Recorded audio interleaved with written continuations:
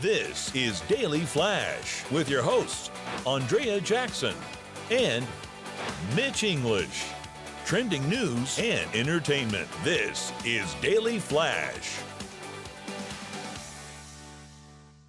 Hi, everyone. I'm Andrea Jackson. She sure is. I'm Mitch English, welcoming you to a Friday edition of Daily Flash. We also got Matt Doolittle hanging out with us, and I love this. You ever hear those big busts around the world, and the bad guys get taken in? Oh, absolutely. Well, they have something over there in the UK. They did this, Interpol, which... Interpol. That always sounds proper. I think James Bond. I think Idris Elba for some reason. Like he's like the epitome of. Sounds very Dwayne The Rock Johnson movie. Yeah, it also Interpol. reminds me, like in the front of videos. Like remember when you used to rent a video, it would have that message in front and it said, Interpol will be after you. Exactly. I'm paraphrasing, Do but not not copy Interpol. Well, not only are they dealing with bootlegged VHSs, but they had an operation called Operation First Light. I'm going to look at my notes because these are some incredible numbers. It's called Operation First Light 2024, and they went after basically online scammers, and they rounded up 61 countries. They went through 6,745 bank accounts being frozen altogether. They had about 4,000 suspects arrested. And then another 14,643 people, possible suspects, identified. Nobody is in Nigeria anymore. They got, that's not true. It was all over the world.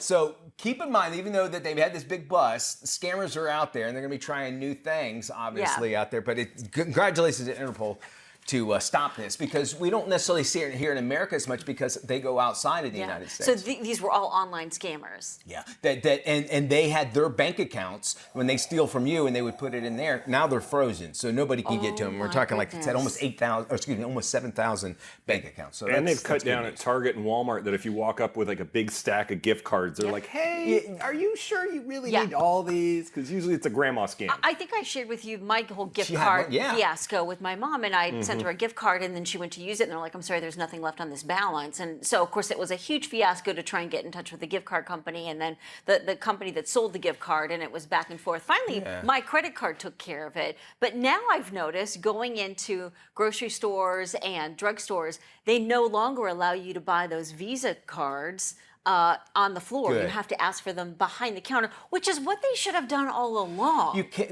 You go through pharmacies and you can't get cologne or whatever, or shaving cream. Yeah. Locked up. Yeah. But a $500 Visa gift card is right there to purchase off the rack, Right. and anybody can grab it and scam you. So keep that in mind. Congratulations. That's good Interpol. news. I like hearing that. Well, 2 Arizona residents were shocked when a trio of police officers arrived at their home with their DoorDash delivery. Moments earlier, their delivery driver was arrested while he was on his way with their groceries. Oops.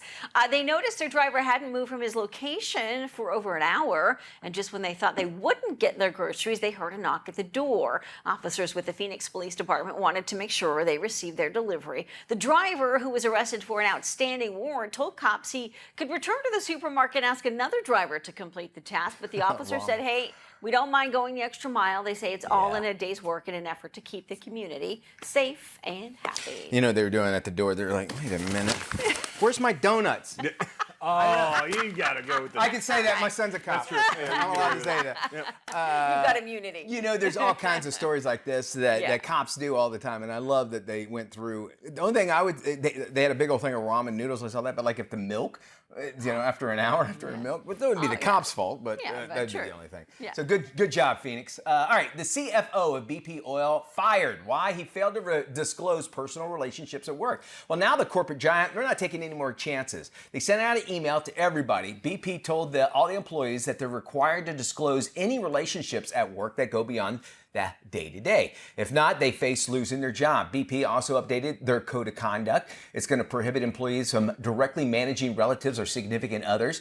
BP's top 4,500 managers, have been given 3 months to report all romantic relationships they've had over the past 3 years. I think bigger companies are going to start doing more and more companies are going to need to do this. It's unfortunate this is reactionary. It seems like this should have been something that should have been done first. The challenge is that you spend so much time at work, 8 to 10 hours a day. The likelihood of you meeting someone at work if you're single is pretty high. It's 90%. So I think when it comes to work, you got to delineate, your rules up front. All right. Heading to the break, I'm going to figure out what delineate means. Delineate? We're back right after this.